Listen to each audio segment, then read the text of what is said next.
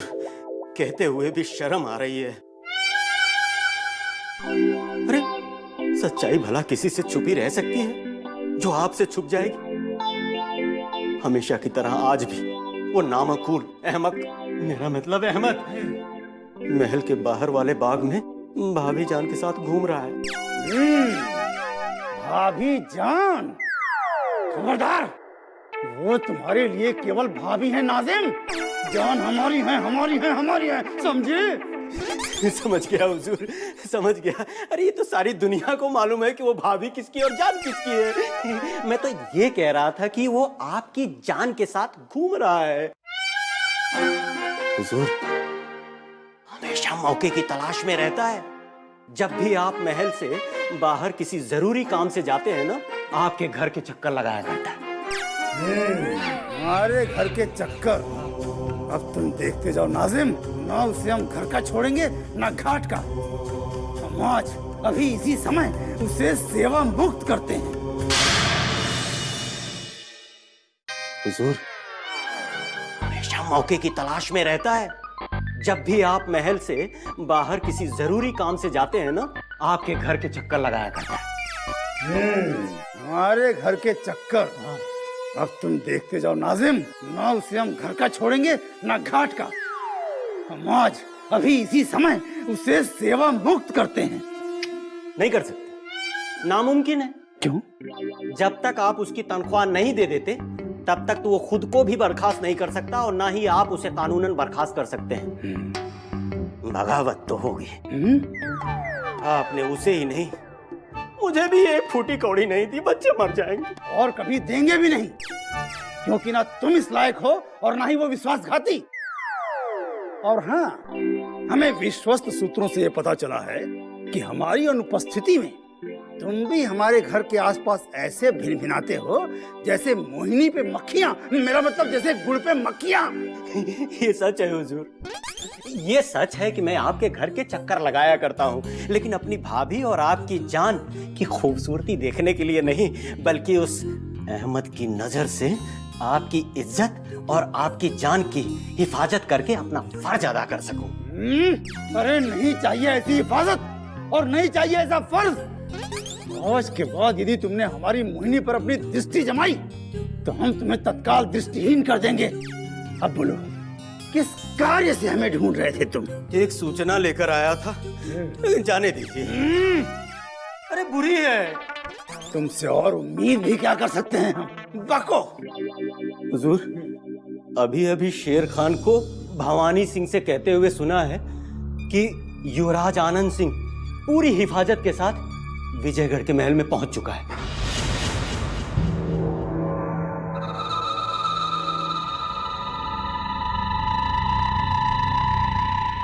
अब हम विजयगढ़ की बागडोर युवराजों को सौंप देंगे। हाँ, नहीं, नहीं। विजयगढ़ की डोर जो है वो इंद्रजीत सिंह को सौंपेंगे। और नौगढ़ की आनंद सिंह को। नहीं, दोनों को नहीं। विजयगढ़ का सिंहासन बड़े राजकुमार इंद्रजीत को सौंप देंगे और नौगढ़ का सिंहासन आनंद सिंह को। हाँ। युवराज, इंद्रजीत तुरंत आओ कक्ष में। आनंद तुरंत आओ। नहीं। यदि हमने दोनों युवराजों को महाराज बना दिया तो महाराज वीरेंद्र सिंह क्रोधित हो जाएंगे। नहीं, हम उन्हीं से पूछेंगे कि वो युवराजों को अभी महाराज बनाएंगे या बड़ा होने के पश्चात। कौन हो तुम देखती नहीं, हम युवराजों को राजपाट सौंप रहे हैं। परंतु महाराज, हमारे युवराज तो यहाँ है ही नहीं, फिर आप किसके साथ बातें कर रहे हैं? अभी तो दोनों यहाँ थे, कहाँ चले गए? खड़े खड़े सोच कर रही हो? जाओ तुरंत उन्हें हमें हमारे कक्ष में भेजो। अचानक कहाँ चले गए? क्षमा कीजिए महाराज, लेकिन हमारे दोनों युवराज अभी तक जंगलों से लौटकर नहीं आए हैं। किसने उन्हें जंगलों में जाने की अनुमति दी? और हमसे पूछे बिना किस कार्य के लिए वो जंगलों में गए? क्षमा कीजिए महाराज, पर उन्हें आपने ही तो एक नरभक्षी चीते को पकड़ने के लिए उन्हें जंगल में भेजा था। नहीं, हम भला उन नन्हे नन्हे बच्चों को, युवराजों को जंगल में कैसे भेज सकते हैं? नहीं, हम कभी उन नरभक्षी को पकड़ने के लिए उन युवराजों को नहीं भेज सकते। तुम कुछ षड्यंत्र रच रहे हो। नहीं महाराज, आप। हम कुछ नहीं सुनेंगे। हमें तुरंत हमारे युवराज चाहिए। जाओ, तुरंत उन्हें हमारे कक्ष में भेजो। जो आज्ञा महाराज।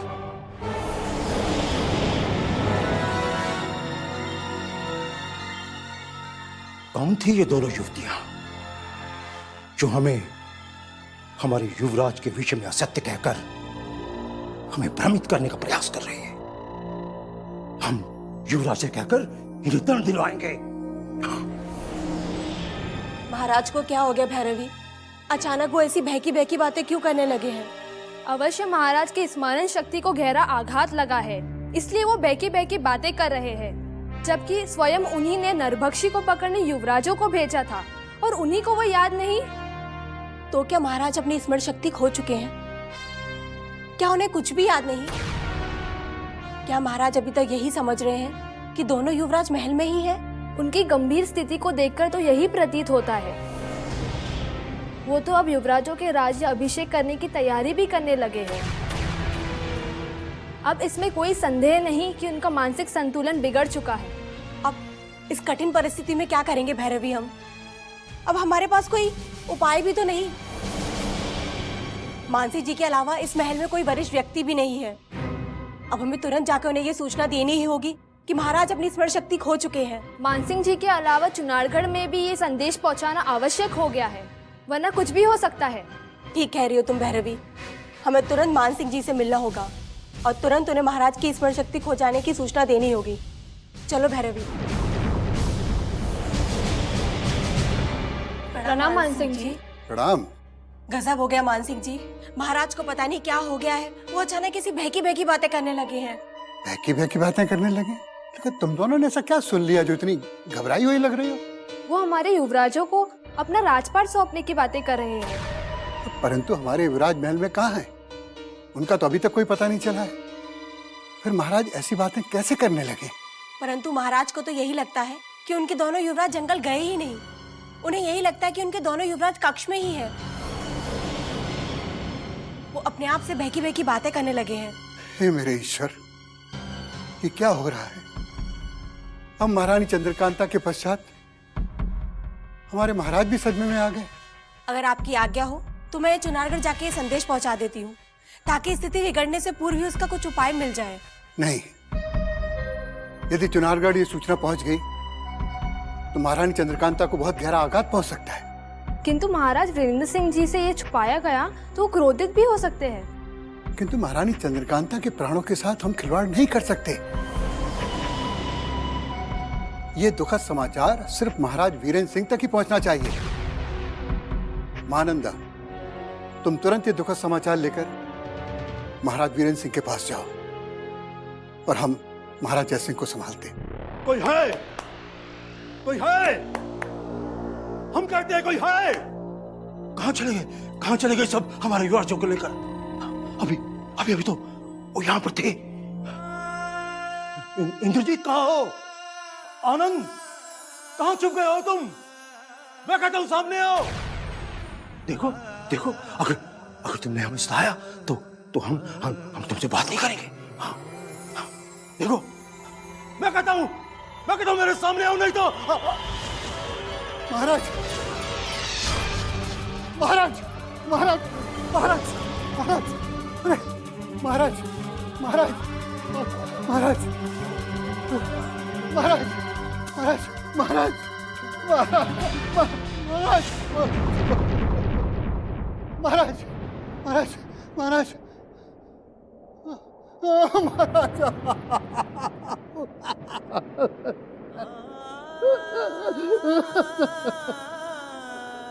महाराज, क्या हो गया?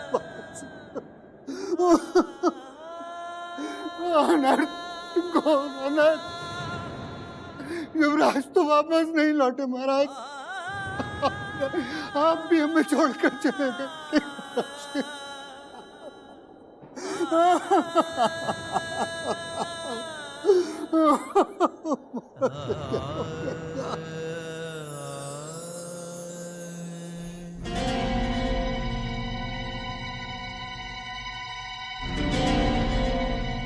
क्या हुआ सैनिक, तुम कहाँ भागे भागे चले जा रहे हो? हमारे छोटे युवराज महल में पधार चुके हैं और ये खुशखबरी मैं पूरे महल में सुनाने जा रहा हूँ। ईश्वर ने हम सबकी प्रार्थना सुन ली, परंतु बड़े युवराज कहाँ हैं? उनके विषय में मुझे कुछ नहीं पता, परंतु छोटे युवराज को लेकर संग्राम सिंह जी आ चुके हैं। चलो भैरवी, छोटे युवराज का स्वागत करते हैं। युवराज आनंद की, युवराज आनंद की, युवराज आनंद की, युवराज आनंद की, युवराज आनंद की, युवराज आनंद की, युवराज आनंद की, युवराज आनंद की, युवराज आनंद की, युवराज आनंद की। प्रणाम युवराज, प्रणाम संग्राम सिंह जी। महानंदा, महाराज अपने कक्ष में है या फिर किसी कार्य से बाहर गए हैं? महाराज अपने कक्ष में ही है, परंतु क्या? अचानक तुम्हारे मुख पे ये कैसे उदासी छा गई महानंदा? आपके और बड़े युवराज के वियोग में महाराज बहुत अस्वस्थ हो गए हैं युवराज। नाना श्री अस्वस्थ हो गए? चिंता मत कीजिए युवराज, अब आप आ गए हो तो महाराज स्वस्थ भी हो जाएंगे। परंतु हमारे नाना श्री को हुआ क्या है? युवराज, लगता है महाराज अपना मानसिक संतुलन खो बैठे हैं।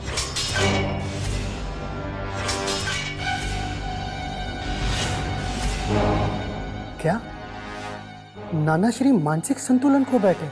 जी युवराज, महाराज अपना मानसिक संतुलन खो बैठे हैं। उन्हें अभी तक यही लगता है कि आप और बड़े युवराज महल से बाहर गए ही नहीं, अभी तक उन्हीं के साथ ही हैं। नहीं, हम नाना श्री को कभी ऐसी स्थिति में नहीं देख सकते। नाना श्री, नाना श्री, नाना श्री, नाना श्री, नाना श्री, नाना श्री, नाना श्री, नाना श्री, नाना श्री, नाना श्री, नाना श्री। मान सिंह जी, क्या हुआ लाला श्री को? बोलिए ना, बताइए ना क्या हुआ लाला श्री को? क्या हुआ बताइए। महाराज हमें छोड़ के चले गए।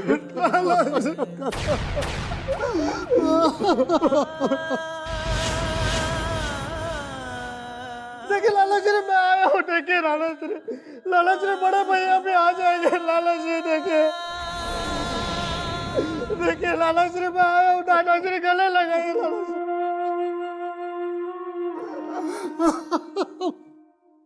आंखें खोलिए लाला श्री, आंखें खोलिए लाला श्री।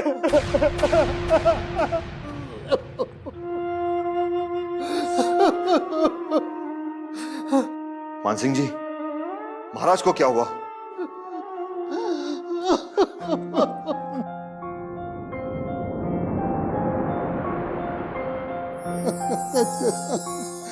हम सबको अनाथ करके महाराज हमें सदा सदा के लिए छोड़ कर चले गए संग्राम सिंह। लाला श्री, हमें अकेला छोड़ के मत जाइए लाला श्री।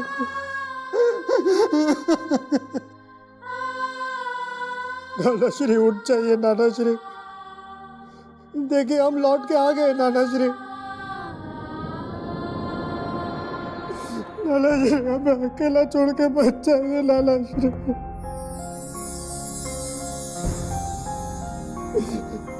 उठ जाइए लाला श्री, उठ जाइए, उठ जाइए लाला श्री, उठ जाइए। युवराज, संभालिए अपने आप को।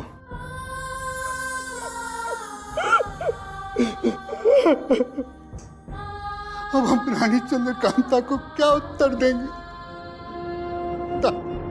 अपने पिताश्री की मृत्यु का समाचार सुनकर पर क्या बीतेगा, क्या बीतेगा? और महाराज वीरेंद्र सिंह इतने संकटों का सामना कैसे अकेले कर पाएंगे? कैसे? ये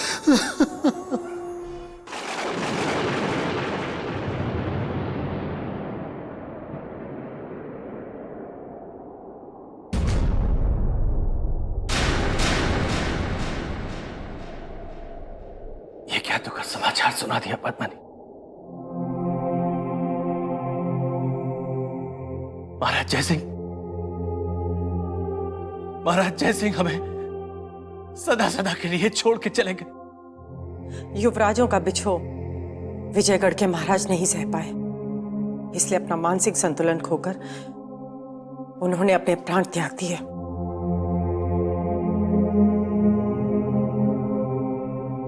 पहले युवराजों का बिछोह, फिर महारानी चंद्रकांता का स्वास्थ्य,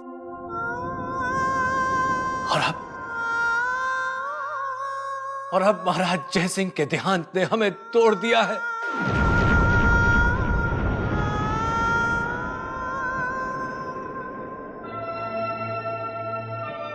अब हमारा धैर्य और साहस लड़खड़ाने लगा है, लड़खड़ाने लगा। महाराज, यदि आप ही का धैर्य टूट गया तो आपकी समस्त प्रजा का साहस टूट जाएगा। प्रजा का साहस, प्रजा का साहस बनाए रखने के लिए ही आज तक हमने अपने आंसुओं को अपनी आंखों के भीतर छुपाए रखा था।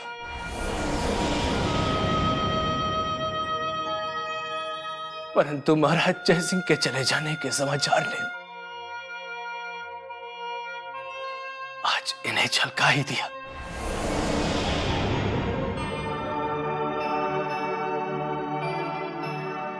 ये कैसी विडंबना की घड़ी है जो हमें महारानी चंद्रकांता को ये बताने से रोक रही है कि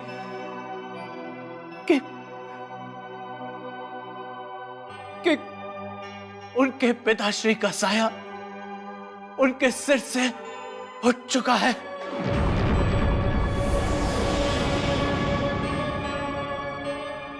महाराज, महारानी जी को यह शुभ समाचार बताना अति घातक हो सकता है, परंतु एक शुभ सूचना है विजयगढ़ से।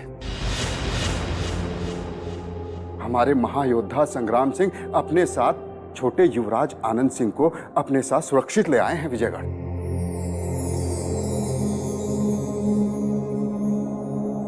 यदि युवराज आनंद का आगमन कुछ समय पहले हो जाता तो उनके नाना श्री की सांसें वापस लौट आती।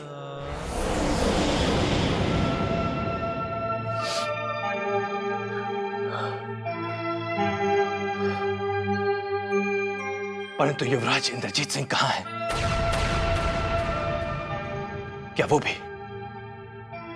वो भी हमारे अन्य महायोद्धाओं के साथ विजयगढ़ वापस आ रहे हैं? नहीं महाराज, हमारे बड़े युवराज अभी भी शिवगढ़ में बंदी हैं, मगर उनका सुराग पाने के लिए हमारे दूसरे महायोद्धा अभी भी शिवगढ़ में घात लगाए बैठे हैं। किंतु छोटे युवराज की तरह युवराज इंद्रजीत सिंह को भी अतिशीघ्र मुक्त करा लिया जाएगा महाराज। हमारे महायोद्धाओं को पूरा विश्वास है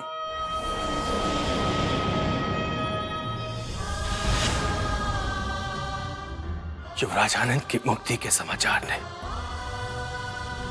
हमारे भीतर एक नए साहस का संचार कर दिया है, परंतु वैदराज के परामर्श के बिना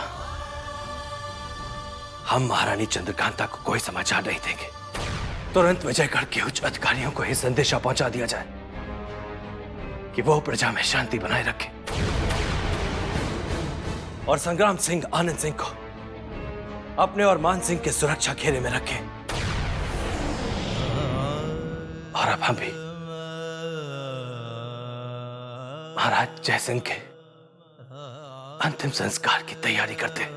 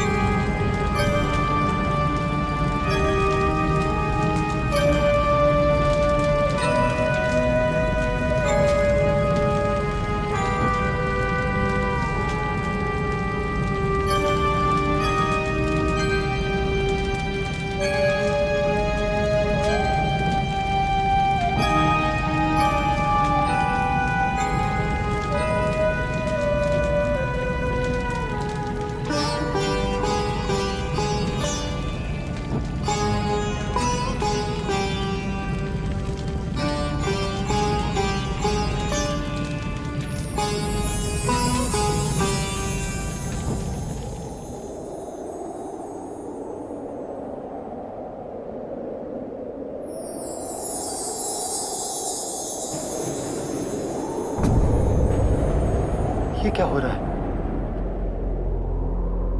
इस दिए की तरह हमारा मन अशांत क्यों है? आज बार बार क्यों हमारे मन में अनिष्ट विचार आए जा रहे हैं?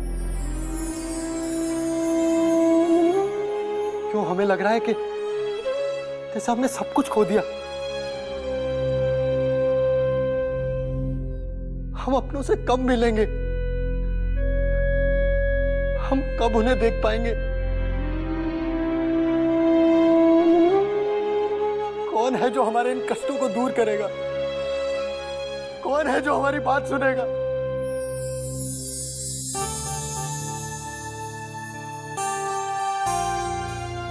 युवराज,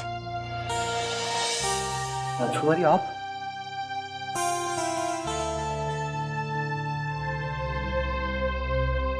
आप इतने घबराए हुए से क्यों लग रहे हैं युवराज? क्या हो गया है आपको?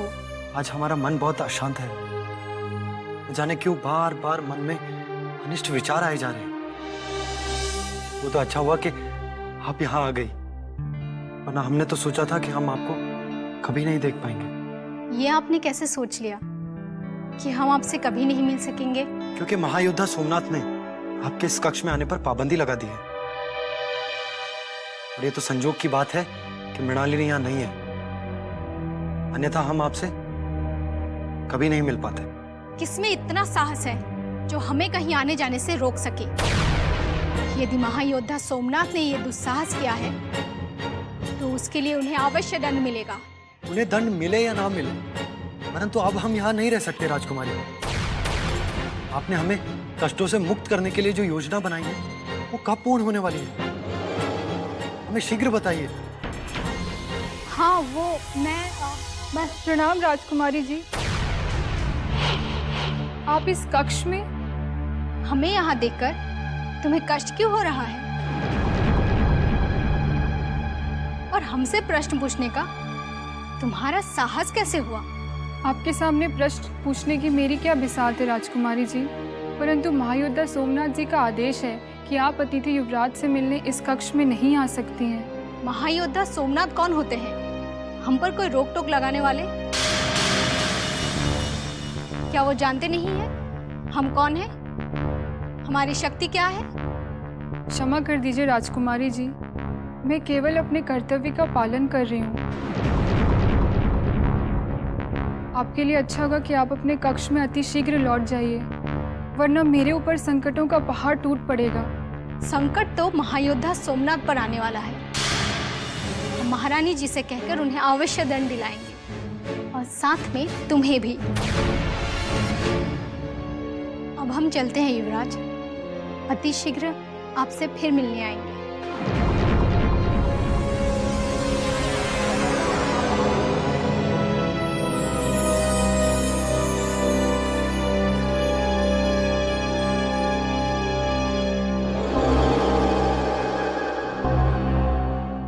सैनिकों, हमारी सहेली संध्या और शिला को तुरंत बुला के लाओ।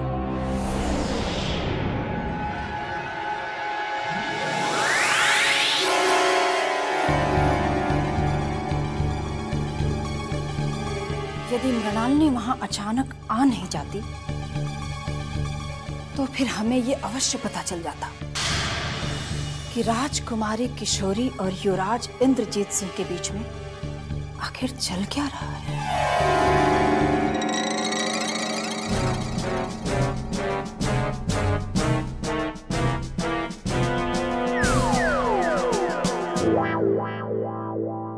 भैया, महायोद्धा क्रूर सिंह के सुपुत्रों को सैनिकों ने प्रणाम तक नहीं किया। बलवान, महल में हमसे कोई डरता भी नहीं है।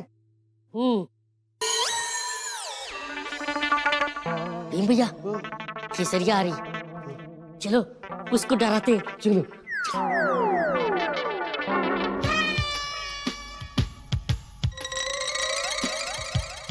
केसरिया, तुम यहाँ? क्या तुम्हें पता नहीं अतिथि युवराज के कक्ष के समीप आने की आज्ञा किसी को नहीं है? क्या? अब इस कक्ष के समीप आने के लिए भी हमें किसी से आज्ञा लेनी पड़ेगी? ये महल हमारा ही तो है और हम इस महल में स्वतंत्रता पूर्वक कहीं भी आ जा सकते हैं, कहीं भी घूम सकते हैं। ये महल अवश्य हमारा है, किंतु इस अतिथि कक्ष पर महायोद्धा सोमनाथ जी के सिवा किसी का अधिकार नहीं। ये जानती नहीं हो तुम? नहीं, मैं तो कुछ भी नहीं जानती। हाँ तो भी जान लो, यदि महायोद्धा सोमनाथ की आज्ञा के बिना कोई भी अतिथि कक्ष के भीतर पाया गया तो उसे फांसी पे चढ़ा दिया जाएगा, और यदि कक्ष के समीप भी किसी को पाया गया तो उसे सूली पर लटका दिया जाएगा। फांसी? सूली? परंतु ये आदेश दिया किसने? मैंने। महायोद्धा सोमनाथ जी। हाँ, महायोद्धा सोमनाथ जी के सिवा ये आदेश देने का साहस कौन कर सकता है? उन्होंने तो राजकुमारी किशोरी तक पर पाबंदी लगा कर रखी है, तो तुम किस खेत की मूली हो? यदि मुझे पहले से पता होता तो मैं इस कक्ष के समीप तो क्या, मैं इस महल के अंदर भी नहीं आती। ठीक है, अब बार बार क्षमा मांगकर फालतू में समय नष्ट मत करो। छोटे भैया, अभी तक केसरिया ने क्षमा कहाँ मांगी? मुझे क्षमा कर दीजिए महायोद्धा भीम, महायोद्धा बलवान।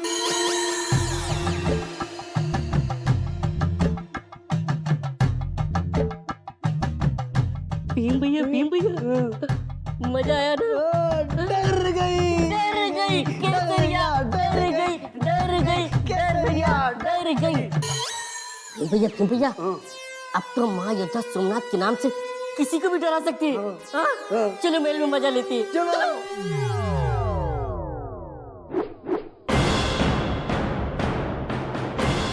यदि भविष्य में आप दोनों की तलवारें टकराई तो आपको शिवगढ़ छोड़ने का आदेश दे दिया जाएगा।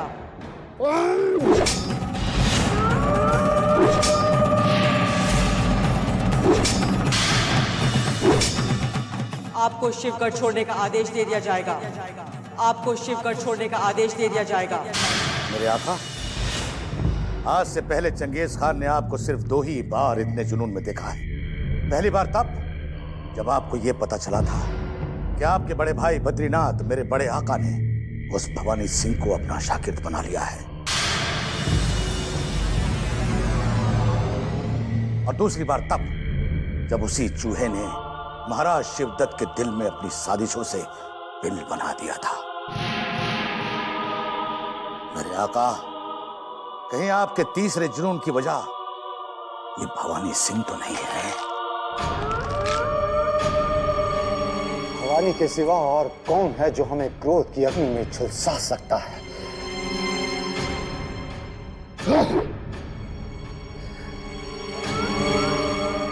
हमने अपनी तलवार को फेंक कर अपने आप को निहत्था कर दिया है चंगेज खान। हम महारानी कलावती और राजकुमारी किशोरी के दिल में जगह बनाना चाहते हैं। इसके लिए हमें हिंसा को त्यागना होगा चंगेज खान। ये क्या कह रहे हैं आप मेरे आका? इस चंगेज खान को खून से नहाने की आदत डालकर खून खराबा छोड़ने के लिए कह रहे हैं? रोजे क्यों रखवा रहे हैं मेरे आका?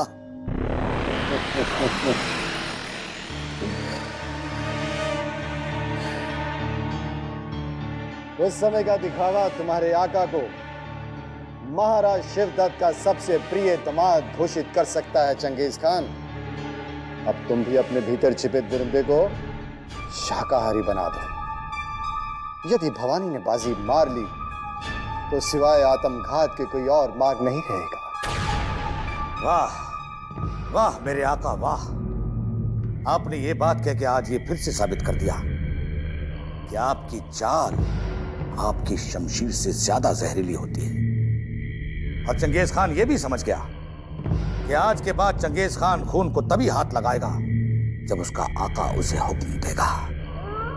लेकिन इस बीच अगर किसी ने आपकी शान में गुस्ताखी करने की कोशिश की तो यह गुलाम आपकी हुक्मतुली करने पर मजबूर हो जाएगा। लेकिन एक बात का वादा करता है चंगेज खान कि आज से चंगेज खान रोजे रखेगा, और ये रोजा तब खुलेगा जब आप अपने किसी दुश्मन का कत्ल करने का हुक्म देंगे। खुदा हाफिज मेरे आका।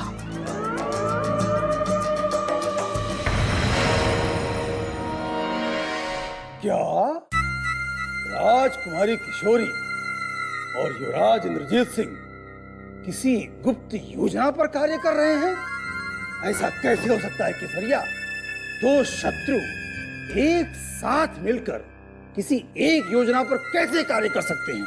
इसी बात पर तो मुझे भी आश्चर्य हो रहा है हुजूर, परंतु ये सत्य है, क्योंकि जब मैं राजकुमारी किशोरी का रूप लेकर अतिथि युवराज के कक्ष में पहुंची, तब स्वयं अतिथि युवराज मुझसे किसी योजना के बारे में कुछ कहने ही जा रहे थे कि तभी मृणालिनी वहां पर आ गई और उसने मेरे सारे परिश्रम पर पानी फेर दिया हुजूर। मुझे इस पे केसरिया का वहम लगता है। कहीं ऐसा तो नहीं कि अतिथि युवराज हमारी राजकुमारी को अपनी चाल में फंसाकर महल से बाहर भागने की साजिश तो नहीं रच रहा है? हाँ, ये अवश्य हो सकता है नाज़िम, अवश्य ही। युवराज इंद्रजीत महाराज शिवदत्त के संबलपुर से लौट के आने के पूर्व यहाँ से भागने के चक्कर में है, इसीलिए वो राजकुमारी किशोरी को अपने चाल के जाल में फंसा रहा है। जितना हुनर अपने अहमद में है हुजूर, उस युवराज में भला कहाँ? आहा, कितनी सफाई से अहमद ने हमारी भाभी और आपकी जान को हमदर्दी दिखा दिखा कर अपने जाल में फंसाया है। वो भला युवराज हमारी राजकुमारी को डोरे डाल सकता है? कतई नहीं, ऐसा हो ही नहीं सकता, है ना हुजूर? ये मैं क्या सुन रही हूँ हुजूर? कुछ कीजिए हुजूर, कुछ कीजिए, नहीं तो आप अपना ये सुंदर मुख किसी को भी दिखाने के लायक नहीं रहेंगे। और अगर आप अपना ये मुख दिखाने लायक नहीं रहेंगे तो हमें भी नकाब लेकर बाहर घूमना पड़ेगा। इसलिए इत्मीनान से बैठ के हमारे भाभी और अपनी जान को समझाइए। और नहीं हो रहा है तो उस अहमद को शिवगढ़ के बाहर फिकवा दीजिए। वो हमें मिलता कहाँ है नाज़िम? हमारे भय से अपना मुंह छुपाए पता नहीं कहाँ कहाँ भटकता रहता है।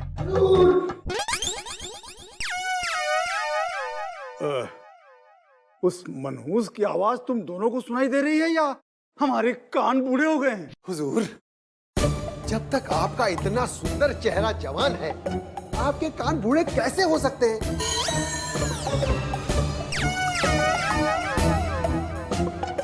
लेकिन हुजूर, आप इतने गुस्से में क्यों हैं? ओह, समझ गया, आप हमारी याद में बेचैन हो रहे होंगे, है ना हुजूर? दूर हो जाओ हमारी दृष्टि से, अन्यथा हम तुम्हारा सिर काट के शिवगढ़ से दूर फिकवा देंगे। हुजूर, आप मालिक हैं, आप कुछ भी कर सकते हैं, लेकिन हुजूर मैंने किया क्या है जो बिना बात के आप इतने नाराज हो रहे हैं? किया क्या है ये पूछो कि किया क्या नहीं है। जिस थाली में खाते हो उसी में छेद करते हो। भाभी जान को बाहर बाग में घुमाने ले जाते हो, हैं? हुजूर के घर के बाहर ऐसे भिन भिनाते रहते हो जैसे गुड़ पे मक्खियां। कीड़े पड़े तेरे मुंह में नाजिम। अरे अम्मी जैसी भाभी जान के बारे में ऐसा कह रहा है? हुजूर, इसकी बातों में मत आना। ये आपके यहाँ नौकर होने से पहले लोगों के तलाक करवाया करता था। मुझे डर है कहीं हमारी भाभी जान का आपसे तलाक ना करवा दे। वो आगे कुछ मत बोलना नमक हराम। केवल इतना बताओ, हमारी धर्म पत्नी के साथ कहाँ घूमने गए थे? हुजूर, मैं तो भाभी जान को लेकर वैद्य जी के पास गया था। वैद्य जी के पास? परंतु क्यों? जब से हमारा विवाह हुआ है हम मोहिनी को लेकर एक बार भी वैद्य के पास नहीं गए, फिर तुम कैसे चले गए? हुजूर, आपको पता नहीं है, आप तीसरी बार अब्बा जान बनने वाले हैं हुजूर। हुजूर, आपके आंगन में भीम सिंह और बलवान सिंह का नन्हा सा प्यारा सा छोटा सा भैया आने वाला है। ये कैसे हो सकता है? हमारे घर में तीसरा महायोद्धा आने वाला है और हमें इसकी कोई सूचना नहीं। मोहिनी ने तो हमें कुछ नहीं बताया, फिर तुम्हें कैसे पता? भौजी शर्मा गई होंगी हुजूर। केसरिया, दीदी कहा करो। हुजूर, हाँ, शर्माने से याद आया, मोहिनी को शर्माने की आदत तो बचपन से है।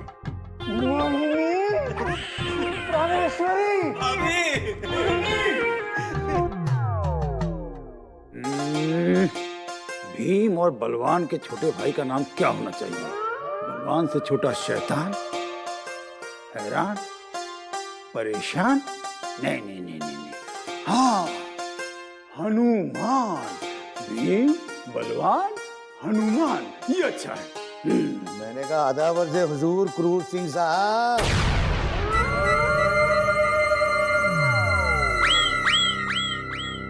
ये जल्लाद आज पहली बार हमें सलाम करके मुस्कुराते हुए दिखा है। वाह, तीसरे सुपुत्र का नामकरण करते ही शुभ संकेत मिलने लगे। वक्त आने पर गधे को भी बाप बनाना पड़ता है चंगेज खान। जिस बेवकूफ को मैं पूरे महल में ढूंढ रहा था वो खुद ब खुद चल के मेरे पास आ गया।